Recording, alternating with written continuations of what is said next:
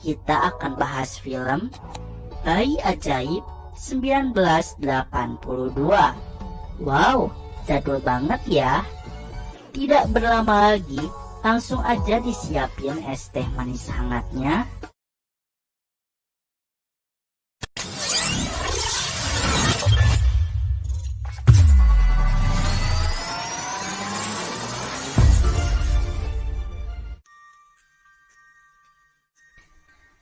Secara garis besar, film ini bercerita tentang perseteruan antara dua orang pemuda desa bernama Kosim dan Dorman. Mereka tengah bersaing untuk menjadi kepala desa. Di siang itu mereka berdua turun ke sungai untuk mencari kekayaan alam berupa batu intan yang terkubur di sana. Beruntung Kosim mendapatkannya.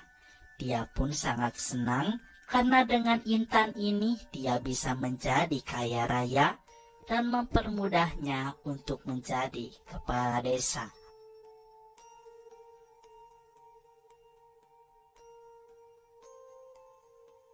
Setelah peristiwa itu, Kosim mendadak jadi saudagar kaya. Dia pun menikahi gadis cantik bernama Sumi. Kehidupannya pun menjadi sejahtera. Saat hari-hari mendekati pemilihan kepala desa, Kosim sebagai calon kandidat menyuruh anak buahnya untuk membagi-bagikan uang dan sembako kepada rakyat desa. Hal ini bertujuan supaya nanti mereka memilihnya. Di sisi lain, Dorman sangat geram kepada Kosim.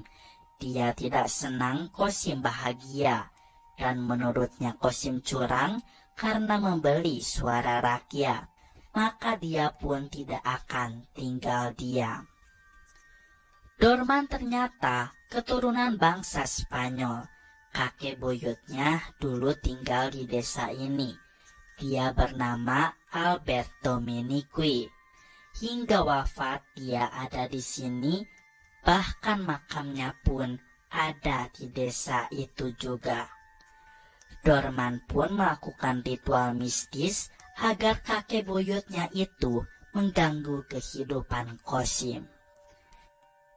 Singkat cerita, Kosim terpilih menjadi kepala desa dan telah menjabat selama beberapa tahun. Kehidupannya semakin sumringah karena saat itu Sumi tengah mengandung anak pertamanya. Kosim tidak sabar menantikan anak pertamanya. Suatu hari, Sumi pergi ke rumah dukun beranak untuk konsultasi. Karena belakangan ini kandungannya terasa nyeri.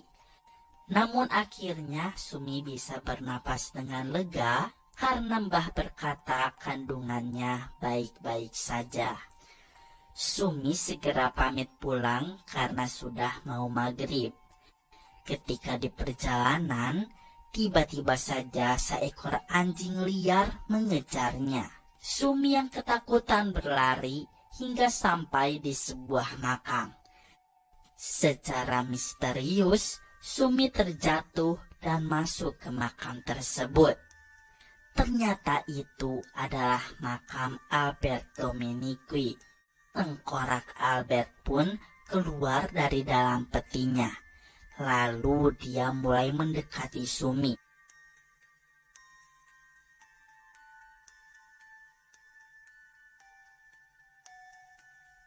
Badan Sumi dibalikan ke belakang, yang kemudian kandungannya pun dipindahkan ke punggung. Hari mulai gelap. Tapi Sumi belum juga pulang ke rumah. Kosim pun meminta bantuan warga untuk mencari istrinya.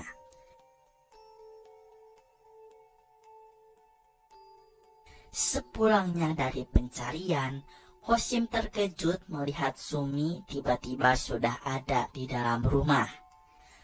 Kosim sangat terkejut, pasalnya kandungan Sumi pindah ke belakang. Kenapa kandunganmu ada di belakang?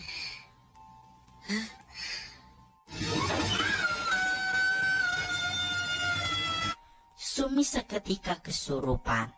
Tiba-tiba saja ada sesuatu dari kuburan Albert yang mengganggu mereka berdua. Mirip seperti kiriman sihir yang membuat mereka berdua kesurupan. Tidak lama, Mbah Dukun beranak pun datang. Dengan mantranya, ia bisa menenangkan Sumi dan Qasim.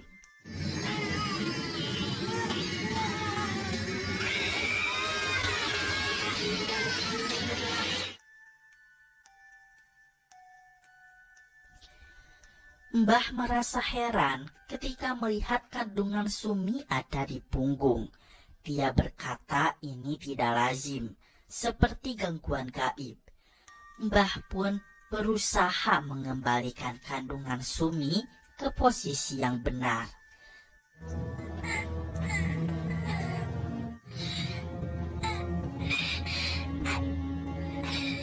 Pada akhirnya, kandungan Sumi ada di perut kembali. Tidak lama dari itu, Sumi merasakan kontraksi, pertanda akan segera melahirkan. Mbah lagi-lagi keheranan karena kandungan Sumi baru berusia 6 bulan. Tapi karena hal darurat, mau tidak mau, Sumi harus melahirkan di malam itu juga. Dengan penuh rasa sakit, Sumi melahirkan anak pertamanya. Lagi dan lagi, Mbah dibuat tercengang karena bayinya Sumi masih terbungkus oleh lapisan selaput.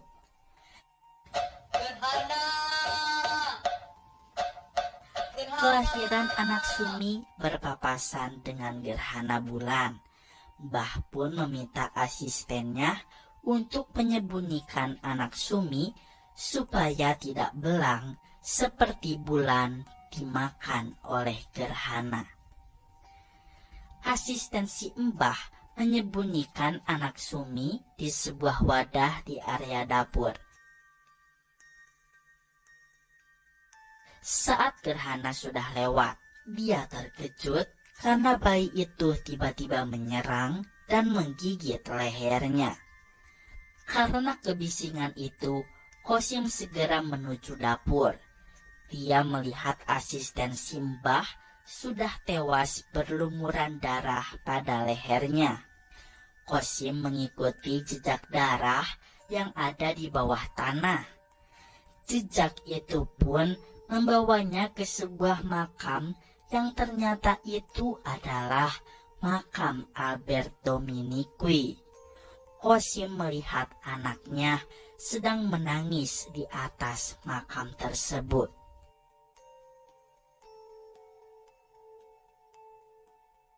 Beberapa tahun kemudian, kini anak Qasim dan Sumi sudah besar dan diberi nama Didi. Saat itu dia akan disunat. Tapi ada yang aneh dengan Didi. Orang-orang yang berada di sekitarnya selalu mengalami sial. Saat proses sunat dilakukan, mantri sangat-sangat kebingungan karena otong Didi sangat keras. Bahkan pisau tajamnya pun menjadi bengkok dan rusak. Yang lebih anehnya lagi, Didi merasakan panas di telinganya ketika azan berkumandang.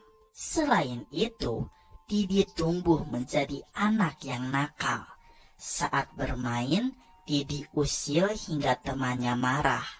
Lalu dia mengejar-ngejar Didi. Didi pun berlari ke sebuah bangunan kosong di dekat area makam Albert. Temannya pun kebingungan mencari Didi. Tiba-tiba saja, Didi muncul dengan kepala kakek tua, yang ternyata itu adalah kepalanya Albert Dominique. Anak itu pun ketakutan dan berlari ke jalanan. Didi pun membuat seekor kuda menjadi tak terkendali, hingga akhirnya anak itu pun terlindas oleh kereta kuda.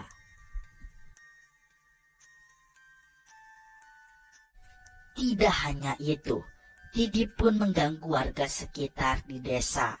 Seorang bapak-bapak yang tengah mengendarai motornya melihat sosok anak berkepala tua di kaca spionnya. Alhasil dia pun kehilangan kendali dan berujung jatuh ke kali. Kosim tidak mau anaknya nakal. Dia akan menanamkan nilai-nilai agama pada Didi. Kosim pun berniat mengajak Didi sholat ke masjid. Ketika azan berkumandang, lagi dan lagi kuping Didi terasa panas. Kosim terus memaksa Didi agar masuk ke dalam masjid, tetapi Didi memukul wajah bapaknya lalu melarikan diri. Ketika Kosim mengejar, dia pun dihentikan oleh seorang lelaki misterius. Lelaki itu berkata, jika Didi tengah dipengaruhi oleh hal gaib. Sebenarnya dia tidak mau memberitahukan hal ini karena dapat mengancam keselamatannya.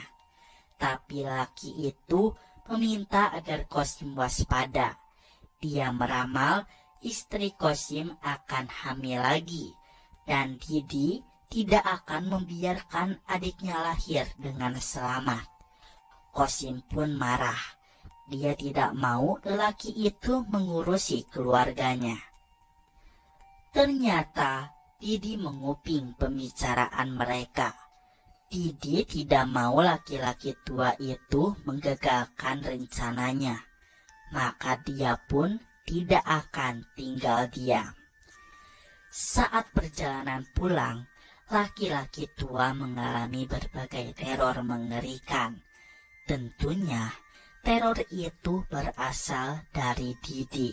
Laki-laki tua itu pun berujung tewas secara mengenaskan. Ketika malam hari, Kosim mendapatkan kabar jika Sumi tengah mengandung lagi. Mendengar kabar itu, Kosim seketika terkejut karena ramalan lelaki misterius itu ternyata benar terjadi. Nah, keesokan harinya, saat Sumi menjemur pakaian di halaman rumah, dia melihat Didi bermain di dekat sumur. Awalnya semua baik-baik saja, hingga suatu ketika Didi jatuh terjun ke bawah sumur. Tentu saja Sumi panik. Dia segera menuju ke arah sumur dan mencoba menarik Didi. Alih-alih menarik, badan Sumi malah ditarik oleh Didi hingga jatuh juga ke dalam sumur. Untungnya air sumur dangkal dan mereka segera diselamatkan oleh Kosim. Malamnya Kosim jadi teringat perkataan peramal itu. Jika Didi tidak akan membiarkan adiknya lahir dengan selamat. Kemudian Mbah berbicara, jika ada yang aneh dengan kejadian ini, bagaimana bisa tubuh kecil Didi mampu menarik badan Sumi sampai jatuh ke sumur? Sejak kelahiran Didi, Mbah sudah curiga ada yang aneh, seperti ada gangguan gaib yang mengintai mereka. Mbah menyarankan Kosim meminta pertolongan sesepuh untuk menyembuhkan Didi. Ternyata Didi mendengar percakapan mereka. Didi tidak akan pernah diam dengan siapa saja yang akan mengganggu aksinya. Saat Mbah pamit pulang, di pertengahan jalan, Didi pun mulai menerornya. Mbah melihat Didi sudah berkepala orang tua. Tiba-tiba saja Didi menyerang dan menggigit leher Mbah secara brutal. Kosim dengar jeritan si Mbah di halaman rumahnya. Kemudian dia berusaha menyelamatkan Mbah dari serangan Didi.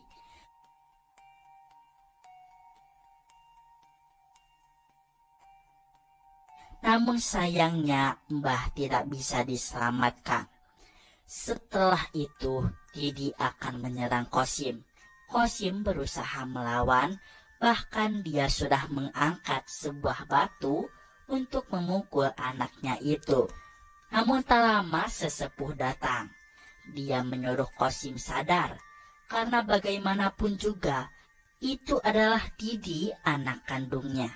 Saat diruqyah, Didi bereaksi, dan mulutnya mengeluarkan busa. Pada akhirnya, Alberto Miniqui pun berhasil dikeluarkan dari tubuh Didi dan seketika musnah. Sejatinya, Didi hanyalah anak biasa. Tetapi selama ini, dia kena tempel arwah Albert.